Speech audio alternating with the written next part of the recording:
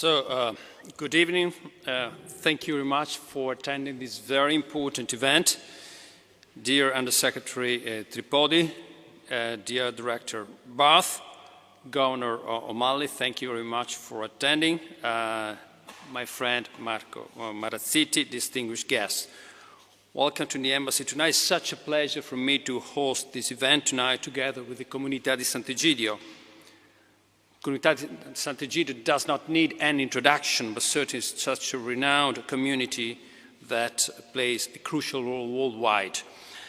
When we first met, it was a month ago, and we had the idea of hosting this event as a sort of kick-off in view of tomorrow's conference. I'm very pleased that this event might eventually take place in view of tomorrow's conference hosted by the Ministry of Foreign Affairs.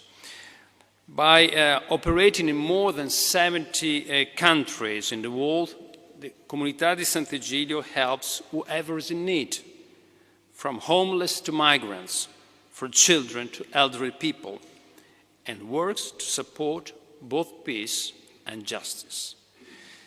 It is also a great pleasure to welcome here tonight distinguished speakers and guests from all over the world.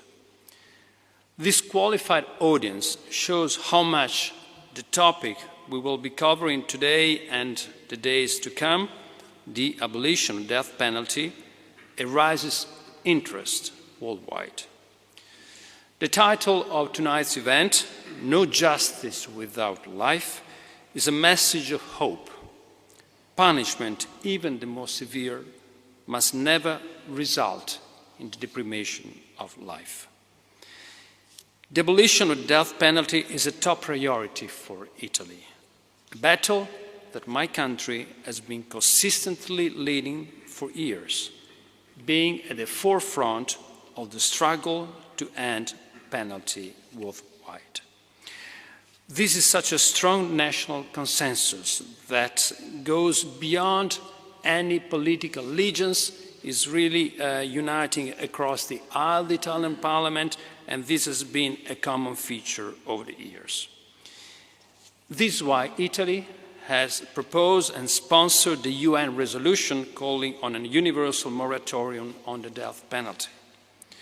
And thanks to the support of many religious faith, secular and civil associations and organizations, like the ones here represented tonight, the United Nations General Assembly passed on December 18, 2007, such an important resolution. Since then, we have been standing firm on its support by applying all diplomatic means at our disposal. This long-standing policy is driven by our belief that death penalty undermines human dignity, is no deterrent, and that any mistake is irreversible. Since 2007, there has been a growing international momentum towards the abolition of this practice. Over the years, the resolution has gained more and more support and is now backed by more than 120 states worldwide.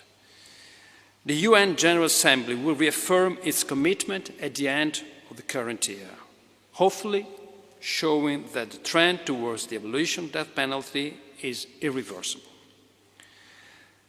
But let me just spend a few moments to speak about justice at large and respect for a rules-based international order.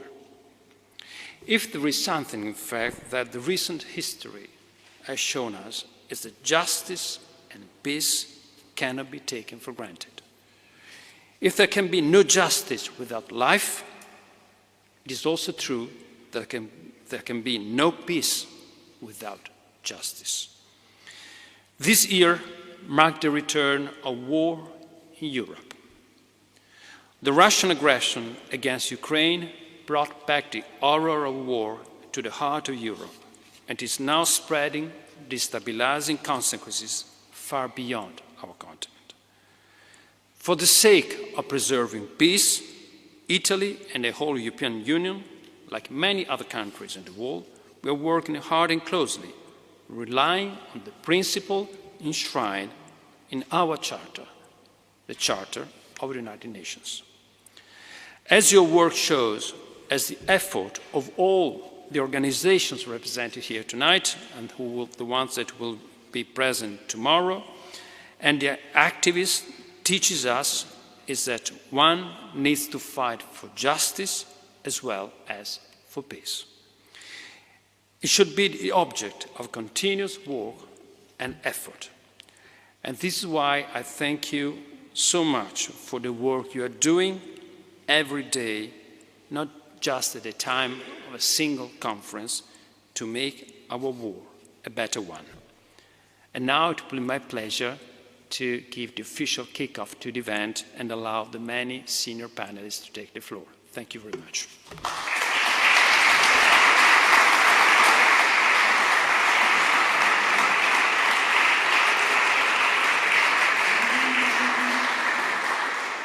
Now I invite Helga Barth, Director for Human Rights, Global Health and International Development of the German Federal Foreign Office, to take the floor.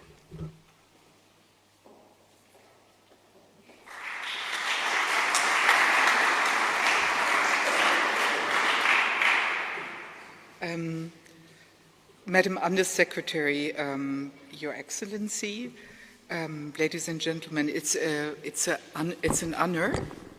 It's okay. It's an honor to have been invited to address this audience. And first of all, I'd like to give the regards of State Secretary Baumann, who was invited by the Italian ambassador and unfortunately couldn't be with you tonight. So I'm a mere substitute. What brings us together tonight is our joint advocacy against capital punishment and our cooperation with civil society. As diplomats, humble diplomats, we can promote the abolition in other countries. However, in the end, abolition of the death penalty is a domestic process, very often a rather complicated one, and it has to be driven locally. And usually it's driven by civil society, and especially by so dedicated organizations like the Comunità di Sant'Egidio. It is driven by activists who advocate against the death penalty, by lawyers who represent death row inmates in court, by journalists and by artists who make the death penalty visible, and of course by you. This is why Germany supports civil society organizations in their fight against the death penalty. And this is also why we are the proud hosts of this year's World Congress Against the Death Penalty that is going to commence tomorrow morning with a speech by Minister Baerbock.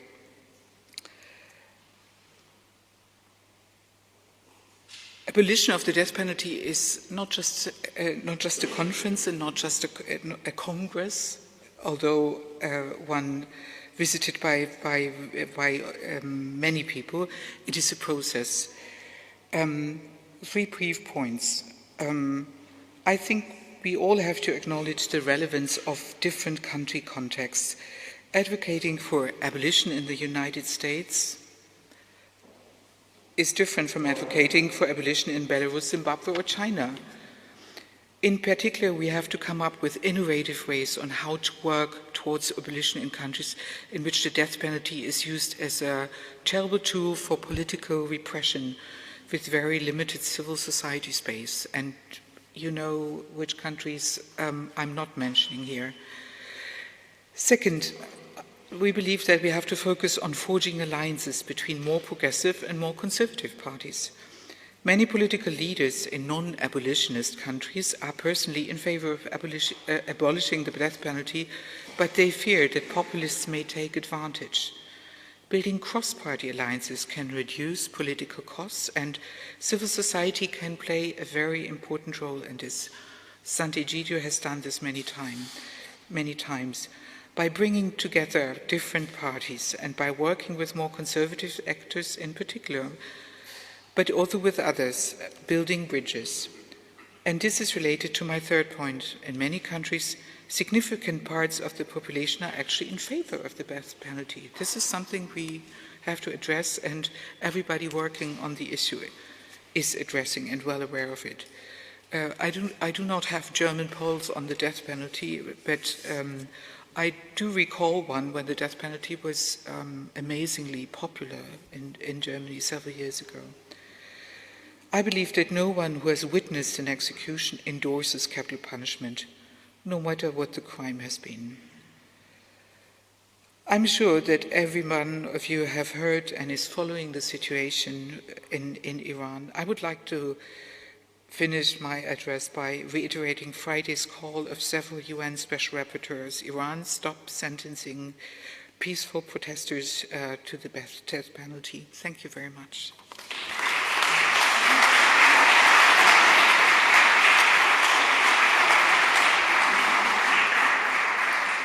Now, before giving the floor to Mr. Mario Marazziti of La Comunità di Sant'Egidio, the co-organizer and co-sponsor of tonight's event, I will invite you to look at a short video. Thank you. Colosseum. Here we are again, together, spaced apart but united. Once again we want to enlighten you, to light up a dream started together many years ago. Now we seem to see better. On the one hand, the many victories for our cause because new countries have decided to abolish or suspend the death penalty and say yes to life. On the other hand, in this period, we have seen many, too many people die. Humanity must change. It's urgent. No one can delude himself into staying sane in a sick and unjust world. The pandemic has taught us we have to choose life or death. Our battle for life is a fight against injustice, which is like toxic air, a cloud that takes your breath away and ends up affecting and polluting everyone's life. Precisely from this place so beautiful and sumptuous, but which has seen so much evil, and where men have killed other men as if it were a spectacle or a game. From this point, we want to reiterate that every murder changes the world for the worse, and that the death punishment affects everyone and dehumanizes everyone.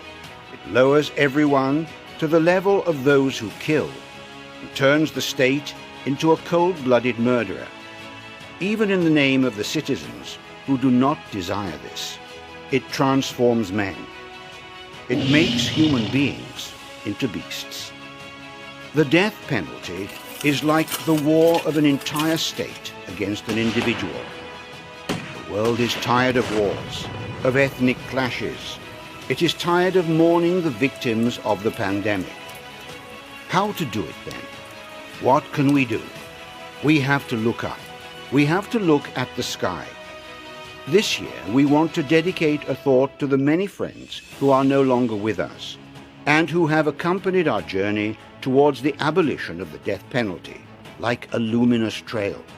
Friends who have fought and taught us a lot, like Dominique Green, like Dmitry and Tamara Chikonova, like Bill Pelke, and many with them have become bright stars, while the darkness of capital punishment around the world has diminished. This is why tonight, here, and in thousands of cities around the world, we discover a simple truth, that there is never true justice without life, that violence and death are combated only with life. We want more life. It is possible. With your commitment, with Cities for Life, a life made to measure for everyone, without fear, that we should regain strength in the world.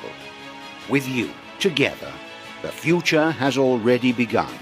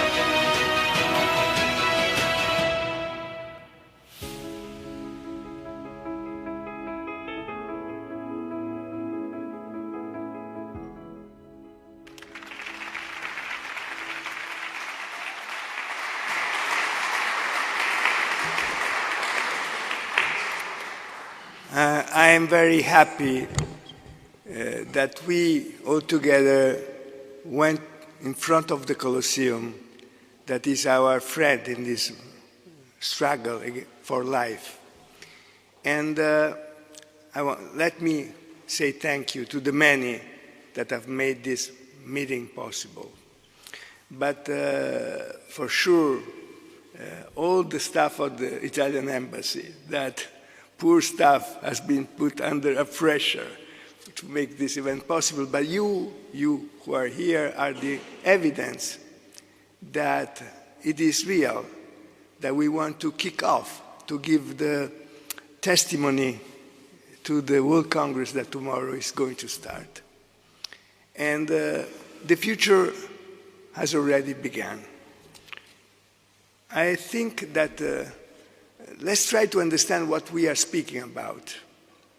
In 1976, in the world, out of 200 countries, only 16 were the states that abolished in the world the death penalty.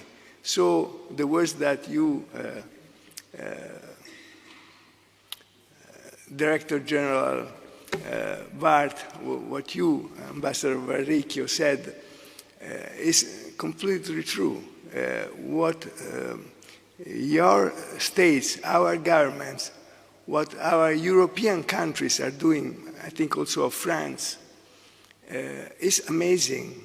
And what happened over these last years, we never had a pope that was saying that the death penalty is always unacceptable because it undermines, it is an attack to the inviolability and the dignity of every human being, of every person. So we are now in a good company. Now, 144 countries are not using the death penalty anymore in this moment in the world, by law or in practice. And in 2019, 20 have been the states that have used the death penalty for real. And over the last 5 years, the executions in the world that were registered, let's put out of the number Vietnam, North Korea, and China, because we do not have precise figures. But the figures that we know over the last 5 years, the number of executions decreased from an average of 1,500 per year to 600, 700 maximum, 500 per year. And this year, 637 executions have been registered till last September. They are too many, but it is a big success. And we still have Iran, Saudi Arabia that lead the run towards executions. More than 400 in Iran this year, and more than 100 in Saudi Arabia, then Syria, Egypt, United States, but only 10. It is the lowest number over the last 20 years. Even one is too much, but the world is changing. We are the first generation that is really watching this change in the history of the world. So this became possible over the last 20 years, 25 years, because many things happened. You that are here are part of this change. For instance, the World Coalition did not exist. In 2002, May 13th was born. The initiative, the dream was an ACPM, French organization, dream. But then the World Congress decided that it started. Then in May, the first organization came to Rome, and 13 organizations made the World Coalition start. For the first time, we have 5 pictures that are in the corridor.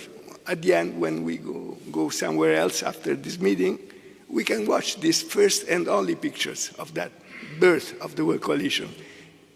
And then the first World Congress in Strasbourg. And we have here Raphael Chenouille from CPM. So I will give him the floor for a few minutes just to tell us that tomorrow is starting a new big step towards abolition. And then I want to just remind to each of us that last week the Sottosegretaria gave us first the big news about last week at the UNGA in New York, and 127 countries voted in favor of the moratorium. I remember when for the first time it was approved after 15 years of attempts, and Italy had started the first attempt. The second one was by European Union, but then so as to prevent those who were saying that it was a neo-colonialistic vision of the human rights, then the real resolution that was at the end approved was the one that was supported by sponsors in each continent. And then, but at that time, it was 98 at the beginning, and then 103 votes. Now we have 24 countries in addition to that, that approve a resolution for a global moratorium in the world. It is not an obligation, it is not mandatory, but it is a new standard of human rights. And now it is a shame for a country or for a state to be on that bad part of history that keeps the death penalty. Because of that, it's not just a cultural change, it is, the world is changing, like torture, like about slavery. Even the death penalty will become soon something that goes into the past. Of course, even today there is torture, but fortunately not by law. It is forbidden, it is wrong. So those who do it are bad guys. Okay. Now, this is just to say that we are very happy to have this event, and so I want to give the floor to Raphael. So we have just the testimony. You invite us tomorrow to the World Congress, just that. And then I want to give the floor to some testimonies that will tell us how they obtained that the death penalty could stop in their own state, in their own countries, and to many others. Thank you. Raphael, please.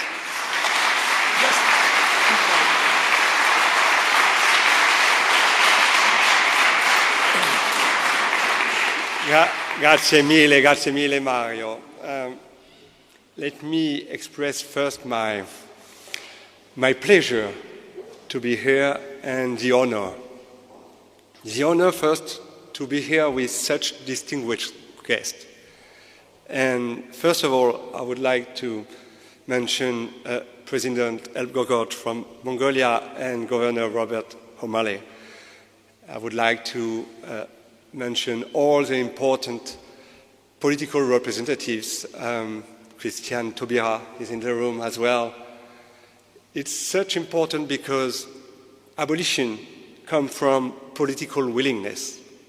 It comes from one day when a man, a woman in a position of power decide that abolition has to come.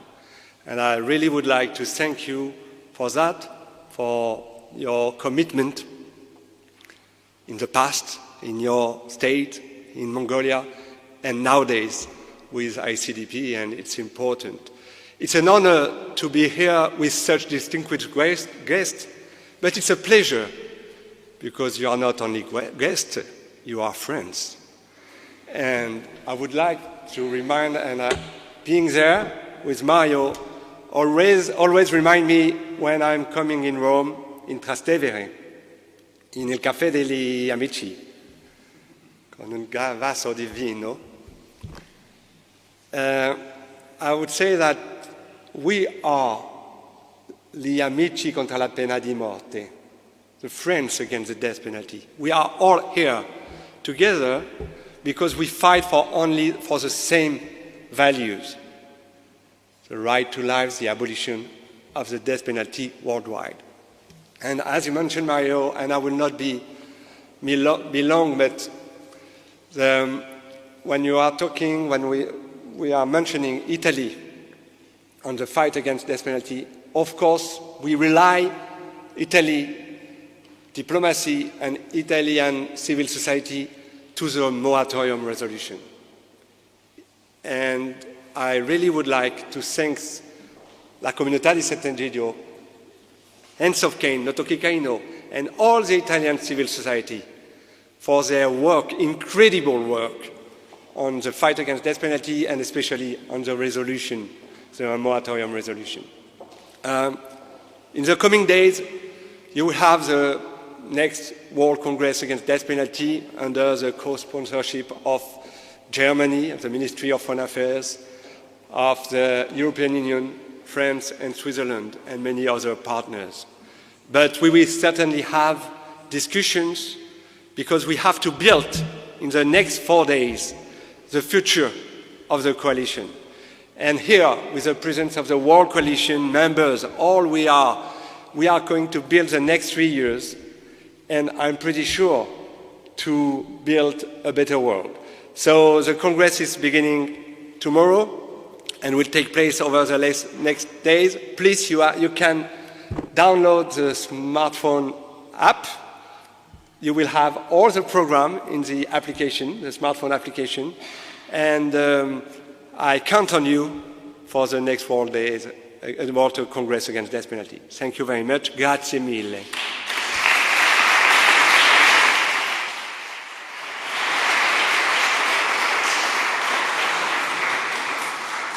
Grazie, grazie Raphael. Thank you, Raphael. Raphael reminds us that here, people who fight against the death penalty at an institutional level, at a grassroots level, at the end of the day become friends. Because I think it is part of becoming more and more humane, being at the side of those who are at risk of being their life taken away. But that said, I think that I want to give the floor to an organization and to two special people. Some years ago, the International Commission Against the Death Penalty, Rajiv, can you show that you are tall, please? Rajiv Narayan. Rajiv Narayan is, present us our next guests, please. Tell us who they are. President Elbert Gorge. Well, the International Commission Against Death Penalty, we started in 12 years ago, and we have 24 commissioners, including President Elbert Gorge, who, as president, abolished the death penalty in 2017. I won't tell the rest of the story. In Mongolia. And he used a very... Yes. Mongolia is a small country, just 10 times Italy. Yes. I was going to say President Elbert Gorge would disagree about the size. And the other commissioner is Governor Martin O'Malley, who abolished the death penalty in his state of Maryland in 2013. And our commission is led by President Navi Pillai, the former UN High Commissioner for Human Rights. And we are supported by 23 member states, including Italy. Thank you. The Italian ambassador, the Italian commissioner is Giuliano Amato. So, President Elbert Gorge, please give us your testimony. Thank you very much. Good evening.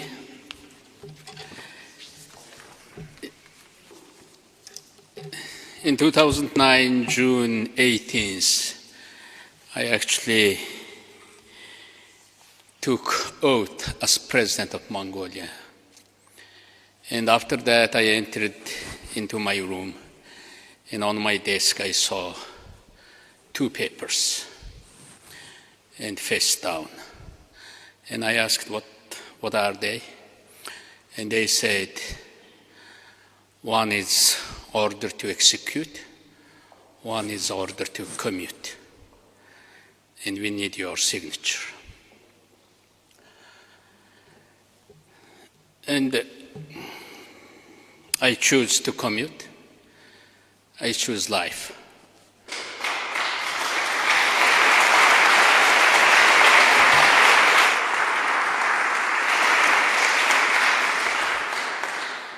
It was not one day. Of course, it was my first day as a president. I chose life. And during that time, Amnesty International report I read that Mongolia was identified equally in terms of the secrecy, in terms of the brutality of carrying out that penalty, they equal to North Korea. That was really difficult experience. You know, Mongolia was the second communist country after Russia. And that Russian, that is Stalinist type of execution system actually kept up to the 2009 for a very long time. And if some person gets the death penalty from that first day, that person's destiny never known. And even after execution, that person is buried in an unnamed burial place. And even the name, headstone, name is fake. And his family, his loved ones never know what happened to that guy. That was so brutal. And from that, abolishing death penalty, it actually took for me for 8 years. In Mongolia, we have 2 terms. President, you have to serve 2 terms, each is 4 years. It took for me to stand on that decision 8 years and 13 days. Just before leaving my office, that was, I left my office in July 10th, 2017. Actually, in July 1st, 2017, our criminal code came into effect. And I actually got my state, that state had a death penalty. When I left my office, my state didn't have death penalty. I told that Mongolian history now written newly. There is new page. In Mongolia, in Mongolian statehood, there were the pool of blood, full of revenge. From this day, there will be Mongolian statehood, will be without blood, without death penalty. That's the new beginning. And we did that in Mongolia. And after that, of course, we got new president. Usually when you have there politics, very questionable person came into power, and he demanded reinstating death penalty. And he asked our justice minister to bring that law amendment into parliament. But during that time, I felt that our society already changed during that 8 years. If you put, even though death penalty issue is a difficult issue, challenging issue, if you put that into your society in an open discussion, people usually get more wisdom. I really believe that usually life has a much more richer than the death. Life has a much more grace, much more honorable than death. And people usually find more arguments against death when people discuss those very tough issues. And after 8 years, when I took that decision, 70% of our public, when we had a polling, they were for death penalty. They said, Mr. President, you are making a mistake.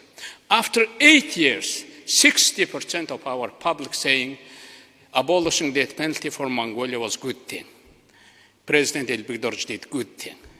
I think if you have that open society, if you have that open discussion, usually prevails those humane things, usually prevails life.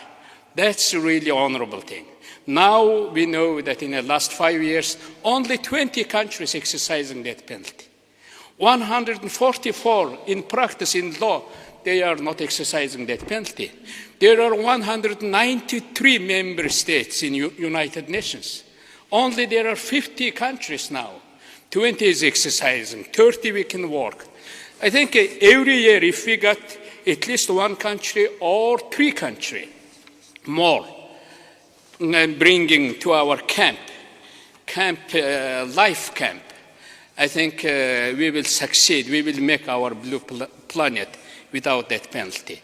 I really believe in our lifetime it can be achieved. We should achieve that.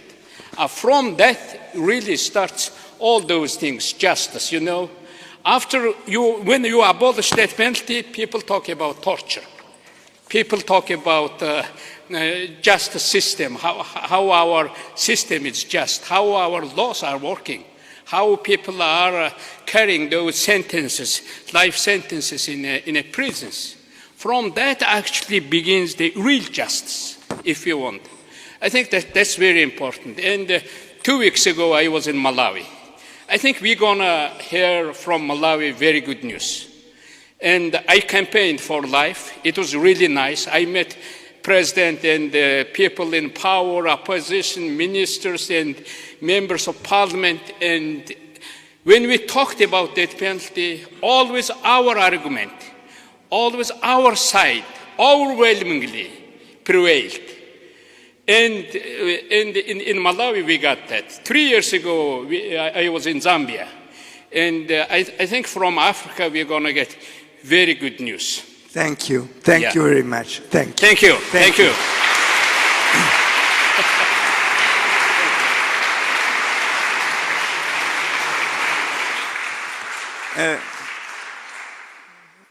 I think that very good news are coming from Africa. Africa is already radically changing on that. And I want to go back to one day that probably Governor O'Malley well remembers, May 2nd, 2013. What were you doing on that day, please?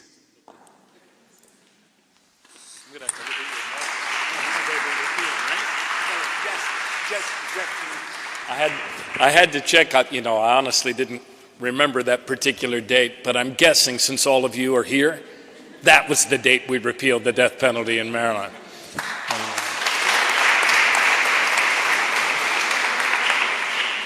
It's a great honor to be here with all of you and to see the ambassador again. And thank you, Your Excellency, for hosting us. Mr. President, man, you can see why you were president. That was awesome. We're all ready to stand up and sing the closing hymn after that one. It is a great honor to be here for this gathering. And I was recruited as a commissioner on the International Commission Against the Death Penalty by Bill Richardson, someone who would probably be known to many of you. And I spoke to Governor Richardson very recently, and I said, Governor, thank you for recruiting me to this work, because it is good work and it's noble work, and it's really given me a profound sense of purpose and meaning.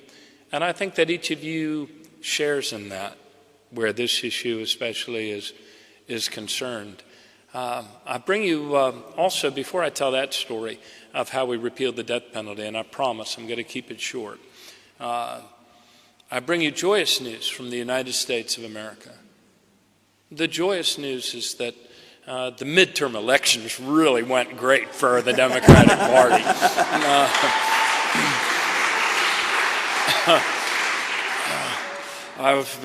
We were working on many things in the United States, and with Rajiv and Sunta and Elena, and lots of balls in motion. But boy, the shadow of those midterms loomed large, and we weren't quite sure how it was going to turn out. That's the fun thing about democracy. And nothing focuses your mind quite like your own democracy. And I was coming through Iceland today because Rajiv was trying to save money on the ticket. So I came through Iceland. And when I landed, it was 7 a.m. in Iceland, but it was still only like 2 a.m. Baltimore time, and the bar was open in Iceland. So I order a Gull beer, just kind of keep it rolling. And I didn't have any local currency in my pocket, so I pulled out $2 American. And I put the American dollars in the woman's tip jar, and I said, "I'm sorry, I only have American dollars." She looks at him, she goes, "That's good." And I said, "And you know what? On Tuesday, we voted against Trump again." And she said, "That is very good." But let me not be partisan. The truth is that in our state of Maryland, we were able to repeal the death penalty, and we were only able to do so because of some Republican votes. Not many, but enough. And I suppose the Holy Spirit, she knew we didn't need more than one or two more. So here's the short story of how we were able to repeal the death penalty in Maryland. Maryland is south of the Mason-Dixon line. So in the so-called historic Confederacy, the Lincoln, along with a lot of cannons on Federal Hill, managed to keep us in the Union during the Civil War. Maryland does have a Southern culture. When I was first elected governor in 2006, but before I could be sworn in, our Supreme Court struck down our law on the technicality that we had not dotted our I's and crossed our T's properly enough in adopting a 3-drug protocol for strapping another human being down to a gurney and killing them in our names and in our children's names. So we were left with a decision.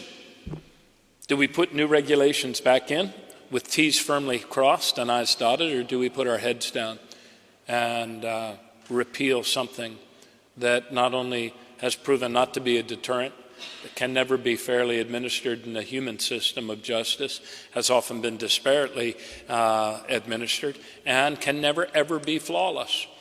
So we decided to go for repeal, even though we did not have the votes, and in our state 55% of people were against repealing the death penalty. Just leave it alone, you have other issues. Even a lot of my own advisors, well-intentioned, you didn't run on this, we didn't campaign on it, never came up, just let it be. You don't have to repeal it. So I listened to all of that sage advice, and then we went for repeal. Ben Civiletti, former Attorney General of the United States, who was from Maryland, kindly agreed to step up and chair a commission. We had people on both sides of the death penalty. You want to talk about civil society, there were a lot of tears, but there was also a lot of civility, as Ben, I hadn't thought about this before, Civiletti, led that commission. We didn't vilify people that didn't think as we did on this issue, but we brought people and called them back to the table of democracy to ask whether or not this is something we should be doing. The first time it came for a vote, we lost by 2 votes. So a couple of years went by, and we did it again, and we lost again by 2 votes. And then and during that year, the Senate president, who was opposed to me, said, "I don't understand why the governor's forcing us to have this, call this vote," because the magic number that we needed was, I think, 23, I think, in the Senate. He said, "The governor only has 21 votes. I don't know why he's even calling it." I said, "I might only have 21 votes, but the Holy Spirit might find another 2, and she's never late." But she didn't show up that time. 2 years later, a couple changes happened. One was that one of the Democratic senators told me privately that he had changed his mind. Even though he had voted for the death penalty before, he had changed his mind. We did a lot of lobbying, even had Elie Wiesel of blessed memory call him up at the dinner table and try to ask for him to change, which ultimately he did. And then we had the replacement of a Republican senator. The Republican senator who retired early was pro-life in every respect except the death penalty. The new Republican senator whispered to me after I swore him in a kind of, perfunctory ceremony. I didn't have any discretion over it. He was sent there by members of his own party. And he said, "Governor, I just want to let you know that not only am I pro-life, but unlike my predecessor, I'm also pro-life on the death penalty. So I just wanted you to know that in case you can find one more vote. So we had the 2 more votes we needed. The rest, as they say, is history. One of the other factors that allowed us to repeal the death penalty, I truly believe, is this. I served with some really talented men and women who were passionately committed to saving lives. There's a beautiful saying in the Talmud that if you save just one life, it is as if you have saved the world. Certainly that was the ethic that motivated us. And Sister Helen Prejean actually came to Annapolis and helped us in that lobbying effort. But there were actual things we were doing from a policy and administrative standpoint that allowed us to achieve, not through barometric pressure or a weather event, but allowed us to achieve the biggest reduction in violent crime in 35 years in our state. It was better information sharing, parole, probation, a host of actions and follow-through that allowed us to say with credibility to our people, we know what works and we're doing it. And we are saving lives together. But we also know that the death penalty does not work. It is not a deterrent. It is expensive. It is sometimes administered in error, and it's time to repeal it.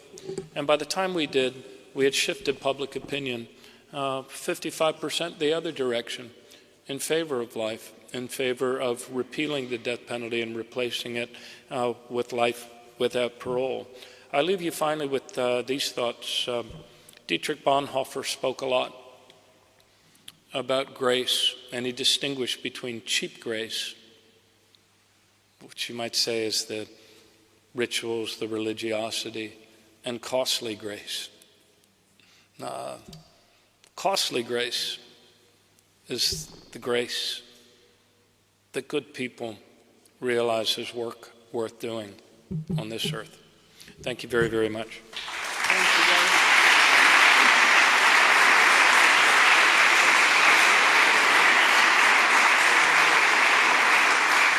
I think that the more we go on in our event and meeting, we understand how we are confirming the idea that a culture of death, as it is the death penalty, actually takes away from society some energies and some antibodies to violence.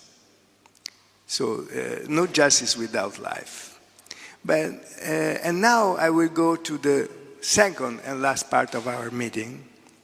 And so I would ask to not to Andrei Paluda, that I cannot see Andrei Paluda.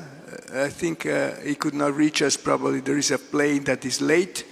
But Kashturi Pato, Antoinette Shaheen, and Deborah Milke to sit on these 3 chairs. Please move and come on these 3 chairs, the 3 of you, Deborah, and Antoinette, and Kashturi. Antoinette is coming, probably just went out. She just went out. She was sitting there, so somebody will call her. But please take a seat. And Malaysia, United States, and Antoinette, Lebanon. But before listening to them, I want that even Aurélie Placé comes here. She is the director of the World Coalition Against the Death Penalty. So she can give us a little bit of the work, what it means, just a few minutes. But what happened over these 20 years, or what happened 6 weeks ago, whatever you want to say. Just to say that this works, I remind each of us that at the United Nations last week, we already said that 127 were the countries that voted in favor of a resolution on the moratorium. I can see Assunta Cavalier there. She started to work on that when she was working for Amnesty International. Then she was working like Rajiv, and now she's working with the Minister of Foreign Affairs of Spain. So always on this important issue. But I want to say that the countries that voted against at the United Nations now, last week, were only 38. 38 only. And this is a big change. And Antoinette, please take a seat here. And before starting to listen to our special testimonies, Aurélie. Thank you, Mario. Sorry, I'm late, and sorry, my throat, I have a sore throat. No, but you know that German trains are not always in time. It's not true, it was a French train. I'm very happy and pleased and honored to be with you today. The World Coalition is a big family. It started 20 years ago with the first Congress against the death penalty. Some of you in this room were already present. Some of the people have left us, sadly, and we will pay them a tribute on the last day. And many of you are new, have been new over the years, and new again today. It's been 20 years. It's been tough. It's been very happy, and we're making a difference. And I guess this is really the message I want to give you today, is that the more we work and the more we do, the less countries have the death penalty. And we are making this happen together. In Africa, you know, in just a year between October 2021 and October 2022, no less than 3 countries have abolished the death penalty in their laws. There was also 1 country in Asia with Papua New Guinea. There are more and more ratifications of the Second National Protocol to the ICCPR, who is putting a lock on the abolition of the death penalty. And we have more votes year by year with the UNGM moratorium resolution. When the World Coalition and the World Congress started, that wasn't the case. You know, I think we wouldn't dream of it. But 20 years later, this is happening. It's happening at a very steady pace, and it is continuing. So we will hear a lot of very, very happy stories like Mongolia and the state of Maryland, and hopefully Malawi very soon. And we will hear this story that will inspire us to do more in more countries until we fully abolish the death penalty. Thank you. Thank you. Aurélie does not say that even if she has been working on this very intensively,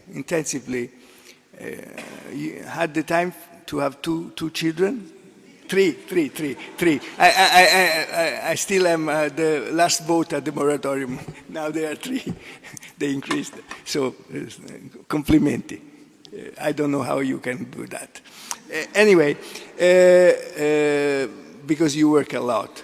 But actually, what we saw in the World Coalition, when it started, the movement, the abolitionist movement, was pretty divided. At the time of the First World Congress, there were those who were speaking of abolition and those who were speaking of a moratorium on executions. And in conscience, some of those that were for abolition were thinking that those who were for a moratorium were traitors. So it was really well disgusted. So the big thing has been, you know that Sant'Egidio is obsessed about peacemaking. So it was a goal that we had. And then this entered in the crossroad of the World Congress. But at the first World Congress, Raphael, you remember that the final document solved the problem because it put the 2 things as goals of the world movement. But at the beginning, the first draft, there was only 1 goal. So it would have been a disaster. Instead, the 2 rivers went together. Then grassroots, civil society, organizations, governments, because over these last 20 years we have had simply one small factor. The European Union was born, an incredible factor of change in the world and on human rights. And then, step by step, so governments, civil society, the different souls of the movement going together, this has created a synergy and models of interventions that are not always just public opinion, not always just lobbying with the presidents. It is a multi-layer approach, and all together. So this has some results in single countries, in single places, or at a worldwide level. So this is why I want to, just for a few minutes, give the floor to Kasturi Patto. Kasturi is, you can speak from there. Kasturi is from Malaysia. And she has been for many years a member of the parliament and leader of an organization, and now leads another organization from civil society on human rights. Please, Kasturi. And give good news, because Malaysia is going to give us very good news after terrible years. Oh, yeah. Thank you very much, Mario. Thank you to the Italian Embassy and also to the Santa Egidio for having this very important event. Louder? Okay. In almost 10 years of my campaign to abolish the death penalty in Malaysia, I, however, have not had any children in the process. I did get married, though, this year to my husband,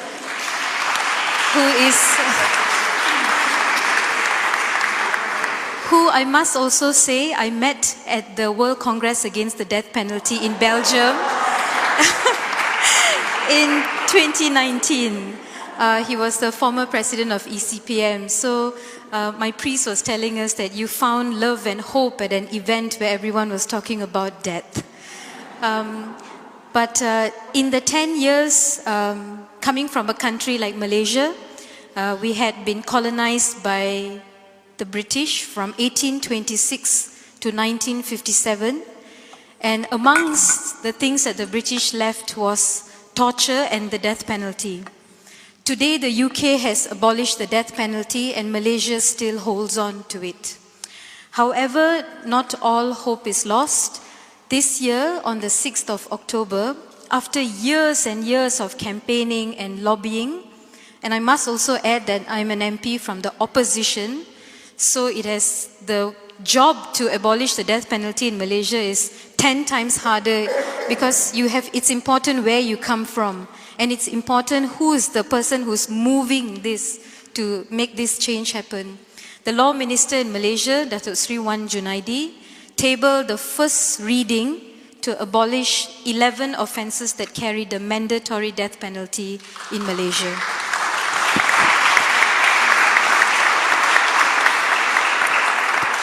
For those who don't know, Malaysia has 33 offences that have the death penalty, of which 11 are mandatory and 22 are other offences. Polluting a water source also warrants the death penalty in Malaysia. Amongst others would be treason, waging war against the king, etc.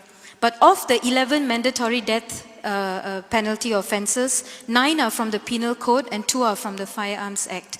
And you know, when you're talking about the Penal Code, it's a very emotional argument by retentionists in the country. It's always one step forward, 2 steps back. The minute you start speaking about social justice, the minute you start speaking about how the law is applied differently to different people.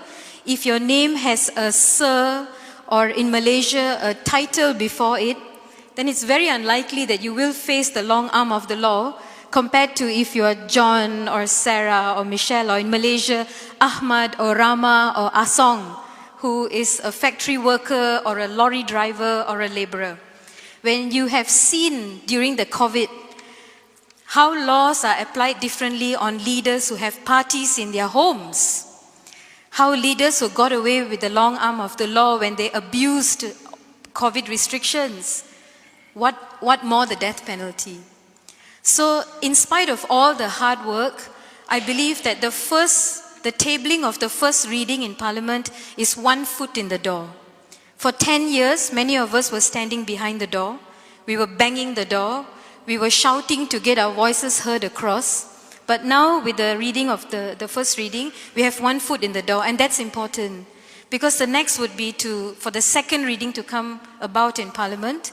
And we hope that Malaysia would elect, we are currently having our election campaigns now, that Malaysia would elect good leaders to Parliament. We will have a good law minister who will take on this big, huge step that we have taken for the first reading, so that we be successful with the second reading and it becomes a success. Of course, Malaysia still has the death penalty, but we have a moratorium. So there have been no executions since end of 2017 up to now. But a moratorium is just a document that is not legally binding. It's not in the constitution, it's not in the law. If tomorrow the law minister wakes up in a bad mood and says, I'm going to revoke the moratorium, then it's all hell will break loose and the country is going to start executing. But I also must say the disturbing news of not just over 1,300 people who are currently on death row in Malaysia, of which 75% are Malaysians and the remainder are foreigners. And the majority number of death row inmates are for drug-related offences. Now, I must also mention here the Malaysian Nagendran Dharmalingam, a young Malaysian with an IQ of 69, a mentally disabled person who was executed on the 27th of April in Singapore. I remember that last year, it was just before Diwali. For those who don't know, Diwali is a festival of lights that Indians celebrate. We got this terrible news from Singapore that he was due to be executed on the eve of Diwali. And while families were preparing to celebrate the festival of lights with new clothes and food and merry-making with family, very likely Nagendran's parents would be ordering a casket or a coffin to receive his body from Singapore. I met the Prime Minister and I told the Prime Minister of Malaysia to reach out to his counterpart in Singapore, not to ask for a pardon, but to commute his death sentence to life. And he said he will do his best.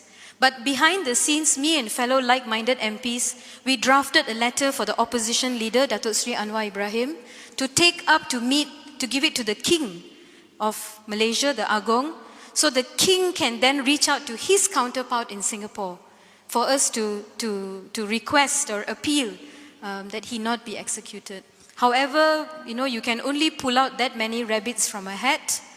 After Nagendran being infected with COVID and other inmates with COVID, and there was such a lengthy process of just trying to buy time, unfortunately he was executed on the 27th of April. My husband Ellen and I visited the family on the day of the execution, and the sister posed a very interesting question to us. She said, if my brother indeed carried drugs from Malaysia to Singapore, why didn't the Malaysian customs or the immigration get him? Because it would have been an entirely different story. Malaysia would not have executed him, and we would have had more advocates and more platform to speak. We all know how Singapore treats freedom fighters. We all know how Singapore treats lobbyists and campaigners on abolishing the death penalty, apart from freedom of speech, expression, etc. It would have been much easier for Nagendran's story to be on the national agenda of the government's cabinet meeting than in Singapore. So these are the things that Malaysia, we need to work out, and the Parliament, I believe, is one of the places for MPs to raise this question. But today, I sit here in front of you to share this little good news of the first reading in Parliament. It's not only because of what I have done, but it's because of Mario. We met a few years ago, was it in Berlin also, I think, yes, for a meeting amongst MPs on the International Panel of Parliamentarians for Freedom of Religion and Belief. And I think this is important because when you're part of the movement to abolish the death penalty, you see today in Iran that the death penalty is used as a political tool. against freedom of speech and expression and peaceful assembly. And when you meet other like-minded campaigners of human rights and for civil liberties, you bring in the conversation of the death penalty into that. When you talk about abolishing child marriages, you bring the conversation of death penalty into that. You cannot talk about the death penalty or abolishing it without talking about social justice. In Malaysia, more than 86% of people on death row come from the minority group, marginalized, school dropouts, broken families, etc. But with that, I thank everyone who has been a part of the campaign and the movement. Thank you. Thank you, Kasturi. Well, thank you very much. In one country, you can see almost all the contradictions of the world in one country, no? But we can also win one by one. So this is very, very hopeful. Thank you. I want now to go to our last two intervention, and I'm always struck by the fact that there are people that I meet. We are friends with Antoinette. My second time, I think, to meet physically Deborah. And I always think, sorry, forgive me, she should not be existing. She should not be here because they were sentenced to death in Lebanon and in Arizona for crimes that they did not commit. We are fighting so that even those who committed terrible crimes can have a just sentence, but always respecting life. But they did not even commit their crime. I have no idea what could pass in their minds, in their heart. It's too much for me to try to put myself in their shoes. I have no idea. It is then, but we want to abolish the death penalty for them and for everyone, because we know that even in America, where we know from the movies about trials, justice system, fascinating, the trial on movies. But Witness to Innocence, an organization, and the Innocence Project has demonstrated that at least 1 out of 15 people sentenced for terrible crimes were innocent. Through the DNA, revising the trials. 1 out of 15, but there are some that say 1 out of 9 according to the crimes, which makes the system is broken, but not American system. Every justice system is always broken because the perfect justice does not exist. And 80% of those cases have been sentenced to death according to eyewitnesses and according to confessions, or the two things combined. So we think confession, many eyewitnesses, we are certain that she was guilty. 80% of all the cases that has been reviewed as fake cases, 80% were on the basis of eyewitnesses and confessions. It's a terrible thing. In a democratic country, we can imagine what happens in an authoritarian country. That's it. So please, Antoinette, you have another one. Bonsoir. We love Lebanon, eh? We love Lebanon. And Syria, we love all those Excusez-moi, je suis un peu fatiguée sorry, parce que je she viens... has the permission to speak in French. Ouais. Je viens d'arriver de l'aéroport, mais je suis très contente d'être parmi vous ce soir. Et c'est un honneur pour moi. Moi, ce soir, je suis là pour passer un message au nom de tous les prisonniers dans le monde entier, de tous les prisonniers dans le couloir de la mort. Moi, je m'appelle Antoinette Chahine, je suis libanaise, je suis une ex-condamnée à mort.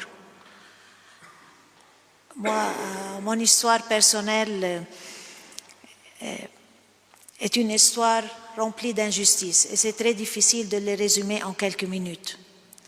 Mais moi, j'étais jeune, je viens d'une famille très unie, j'étais très attachée à ma mère. Moi, ils m'ont arrêtée en 1994, ils croyaient, j'étais jeune, ils croyaient que j'accepterais de répéter tout ce qu'ils voulaient, de signer une déclaration affirmant que mon frère Jean était au Liban au moment de l'attentat de l'église Sainte-Najat. Mais mon frère, il a quitté le Liban comme beaucoup d'autres parce que mon frère, il était un membre d'un parti politique chrétien, Force libanaise, et à cette époque-là, cette parti politique a été persécuté. Moi, je n'ai pas signé, mais j'ai vécu les pires de la torture. J'ai vécu la torture physique, psychologique, tout genre de torture. La soif, poulet.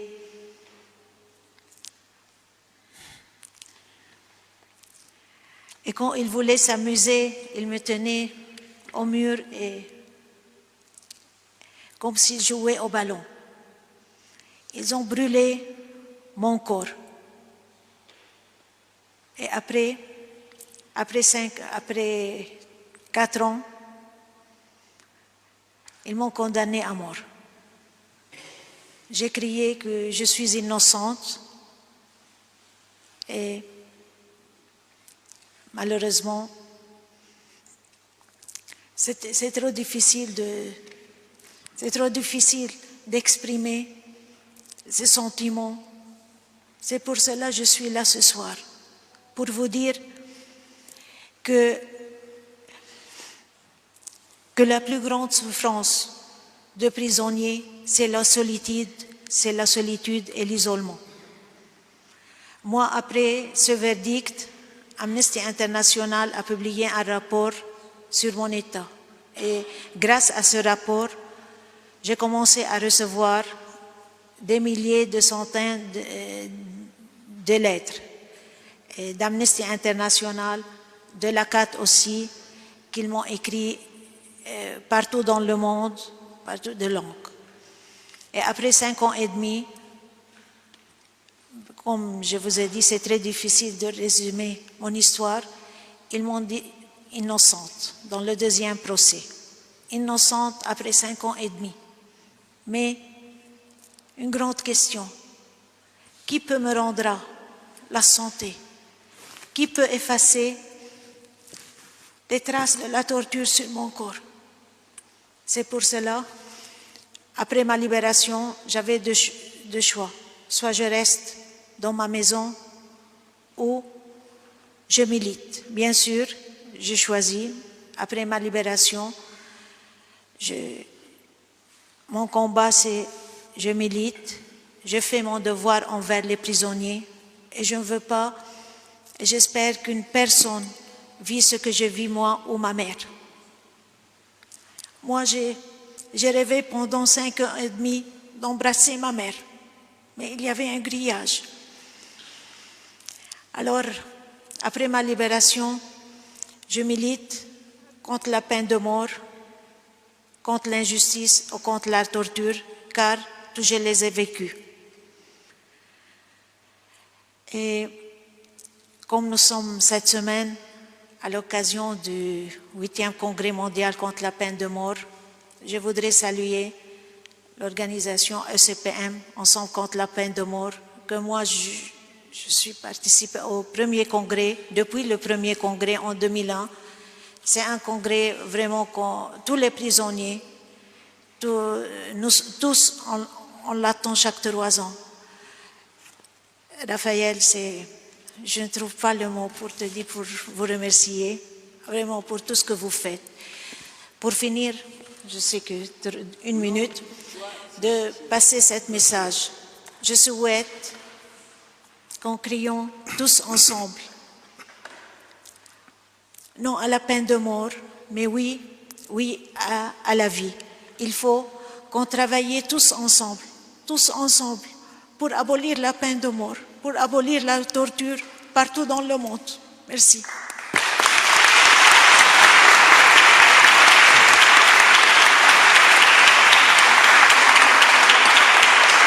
Grazie. Grazie.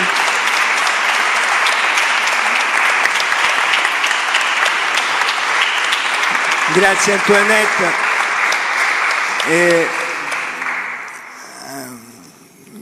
Permettetemi, perché dopo sarà difficile, di fare io dei ringraziamenti. Noi ci impegniamo, we are committed to do together what you are asking, okay?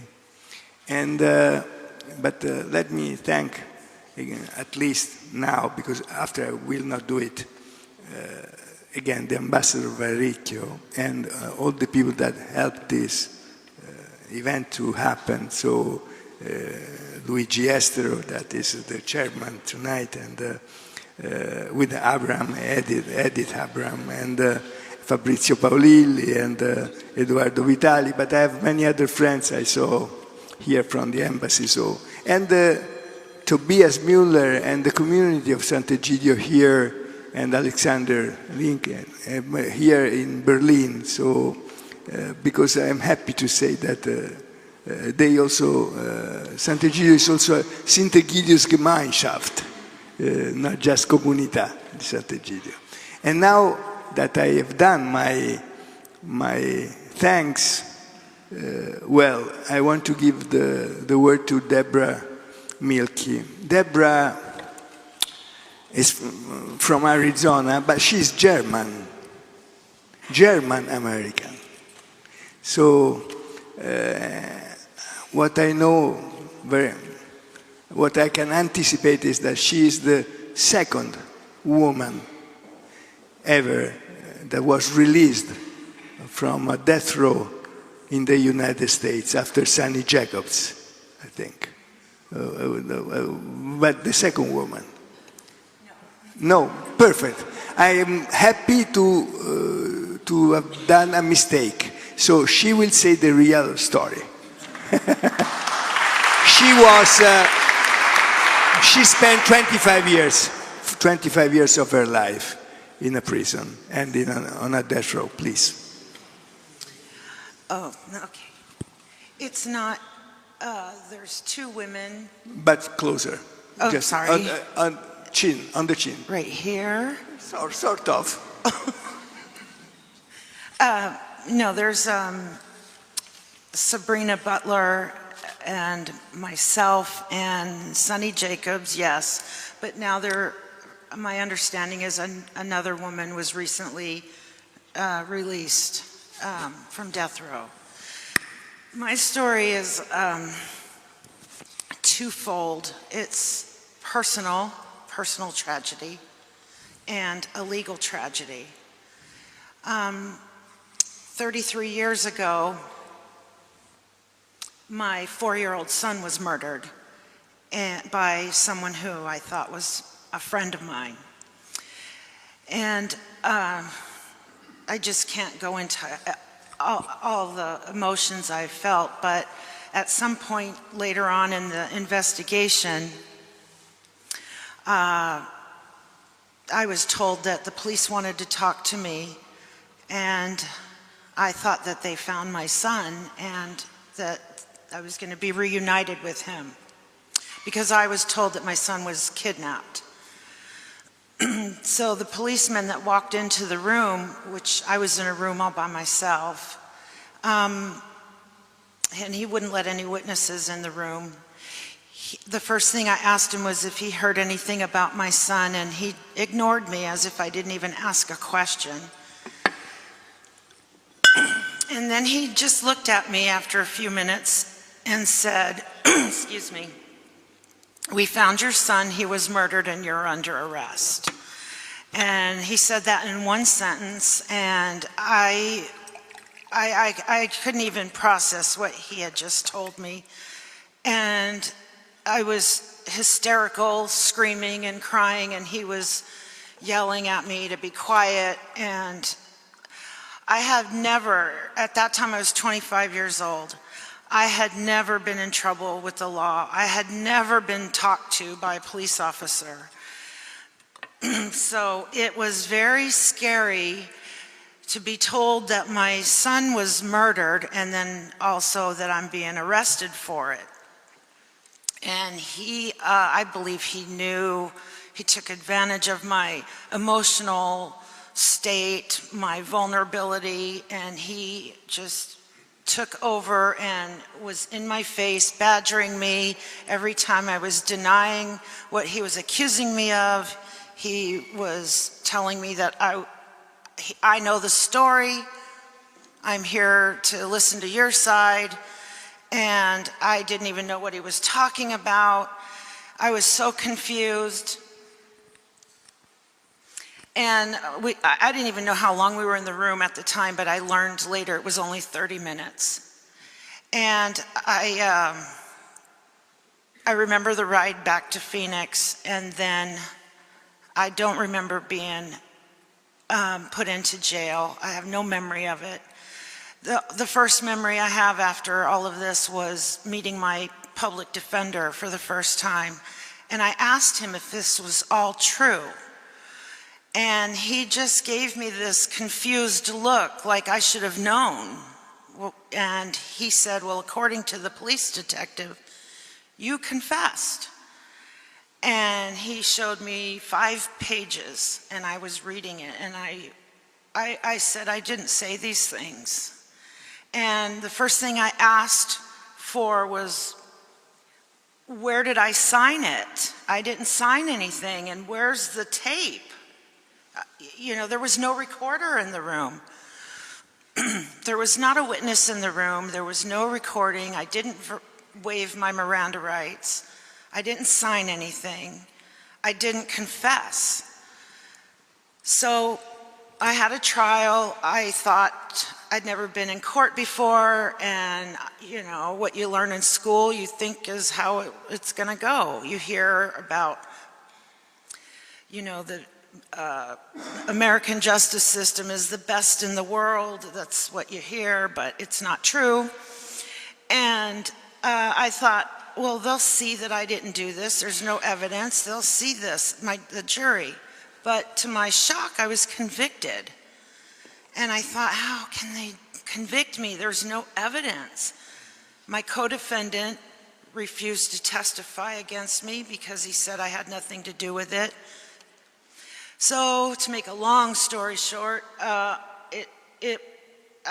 was convicted in 1990, sentenced to death in 1991, the very day that the United States, the first Gulf War, that was the day I got sentenced. And then for the next 22 years, I fought. And so I was put in a situation that I'd never been in before. I was around people I'd never been around before. It was like culture shock.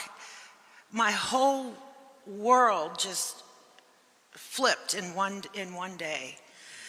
And I was thinking, how did I get here? Like, how am I going to get out of here? And it really comes down to making a choice. I saw around me women literally trying to kill themselves, slicing their necks, their wrists. I witnessed a woman set herself on fire, and I thought, oh my God, am I going to go crazy? And I mean, I was just trying to hang on at that time, and I just made a decision. I'm not going to be like these people. I'm not going to let this place get to me. I'm innocent. I have to prove it. If I give up on my son. I don't know what happened to my son. I need to find out what happened to him. That cop's a liar. I have to prove it. And it all, in the end, after I was losing appeal after appeal after appeal, in the end, we discovered that this cop had a long history of fabricating evidence against people. And there's a big difference between a false confession and a fabricated confession. I did not give a false confession. The confession was fabricated. And so that's what was used against me. That's what put me on death row. That's what the state of Arizona wanted to kill me over. And I did come close to an execution. I got a date. I had to go through a dry run. Yeah, it was horrible.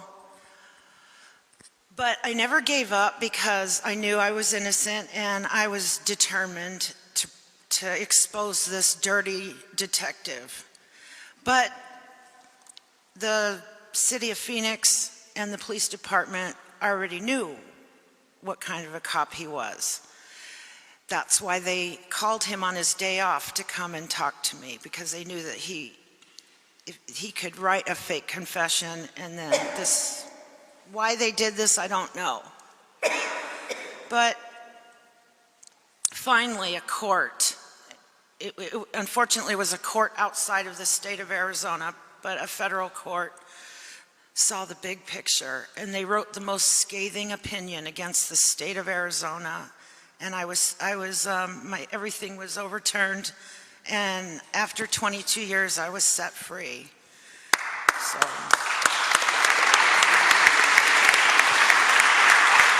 Thank you, Debbie. Yes, leave us but we wanted to congratulate with life.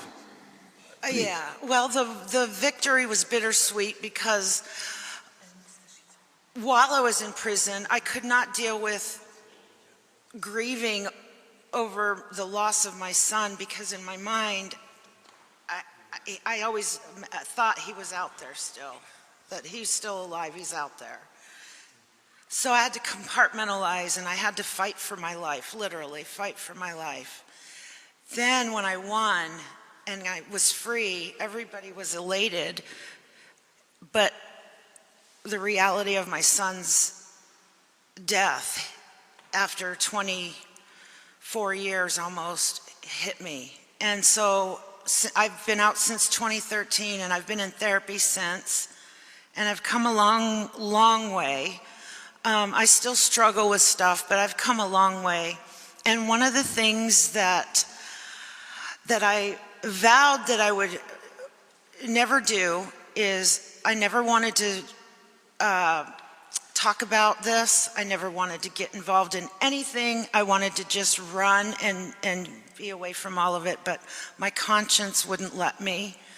So I joined Witness to Innocence. I share my story because I think people should be enlightened about what really happens. It can happen to anybody.